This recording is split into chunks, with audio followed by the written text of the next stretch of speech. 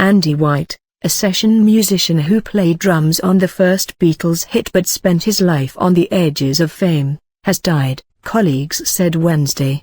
He was 85. The Glasgow native, who had lived for years in the United States where he taught Scottish-style pipes and drums, died this week in his adopted home of New Jersey, the New York Metro Pipe Band said on Facebook. White performed on only one single of the Beatles, the American version of Love Me Do, but it was enough to make him a mythic fifth Beatle in the lore of the Fab Four. White in the early 1960s had been based in London but was familiar with the US scene, having crossed the Atlantic to back big names such as Chuck Berry and Bill Haley and the Comets. As White recalled later, producer Ron Richards called him in 1962 and simply offered a 3-hour session jobs for label EMI. That's all I knew about it.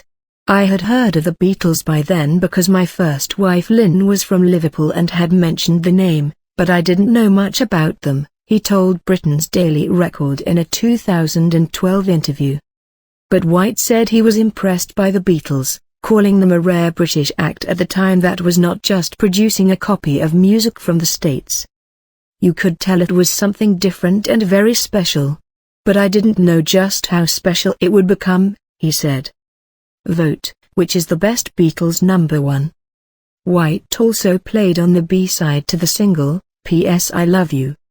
But Starr quickly assumed full-time drumming duties and performed on the British version of Love Me Do.